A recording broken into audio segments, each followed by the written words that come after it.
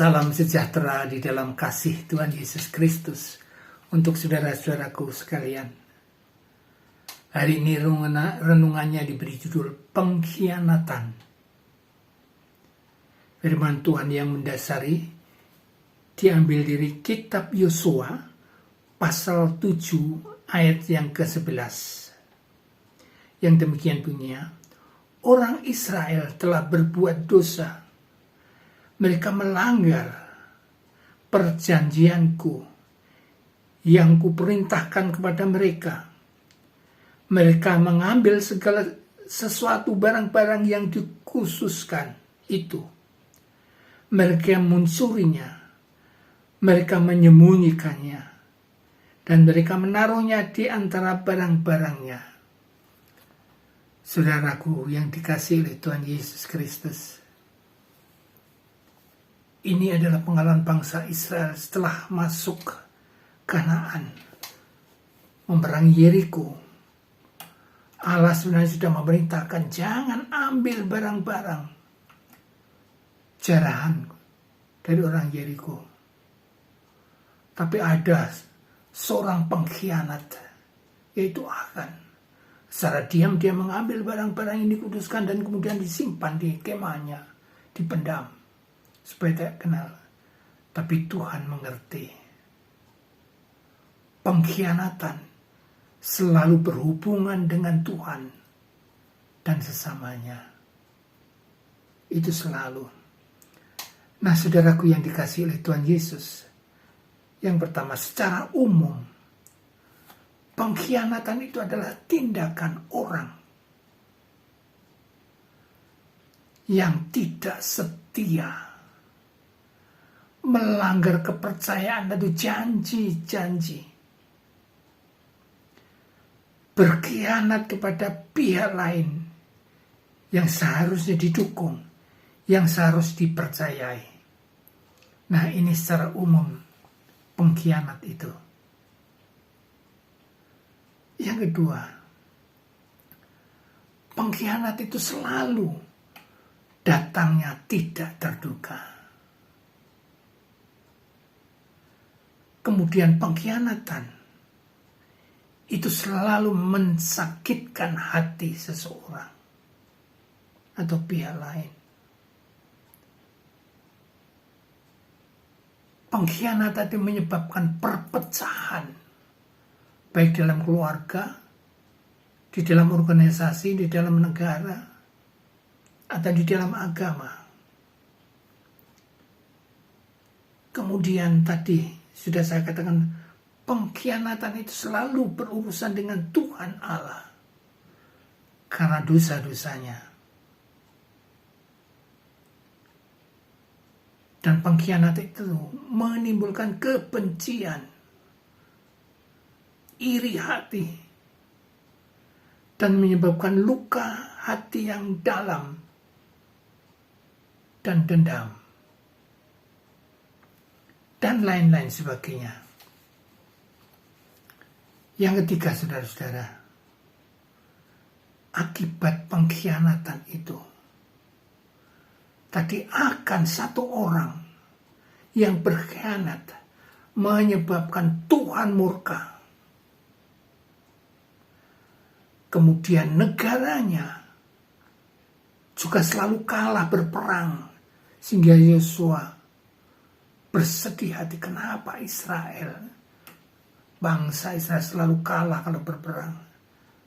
Ternyata ada satu pengkhianat ini, ya karena dosanya itu. Ya, Israel dihukum Allah. Pengkhianat menyebabkan trauma yang lama sekali. Mundurnya kesehatan dan iman seseorang. Pengkhianatan itu mengakibatkan orang sudah tidak percaya lagi, bisa melembagkan negara, bisa menghancurkan agama atau keluarga, dan lain sebagainya, banyak. Nah, kemudian yang berikutnya, saudara, yang keempat, contoh pengkhianatannya, contohnya membocorkan rahasia seseorang, membocorkan agama, membocorkan rahasia negara, membocorkan rahasia agama atau golongan atau organisasi, menjelek-jelekan teman, keluarga, agama, dan negara, menyebarkan hoax, dan lain-lain. Pokoknya pengkhianatan itu sangat mengakibatkan hal-hal yang negatif dalam keluarga, masyarakat, agama, atau negara. Nah sekarang bagian yang kelima, saudara-saudara, bagaimana solusinya? Dalam Yosua pasal 7 ayat yang ke-6 tadi, mawas diri, sadar bahwa dirinya adalah pengkhianat. Ini mawas diri tempat penting, karena kalau tidak sadar, dia tidak akan menghentikan pengkhianatan ini. Terus ayat 10, solusinya selalu mendengar firman Tuhan. Yosua selalu mendengar firman Tuhan. Bangsa Israel selalu mendengar firman Tuhan, sehingga selalu dituntun ke arah yang benar. Ayat 11 di sini dikatakan ya, solusinya siap ditegur Tuhan Allah, siap dinasihati oleh Tuhan Allah, dan kembali dia bertobat dan setia kepada Tuhan Allah kembali. Nah, kemudian dia berani membayar harga.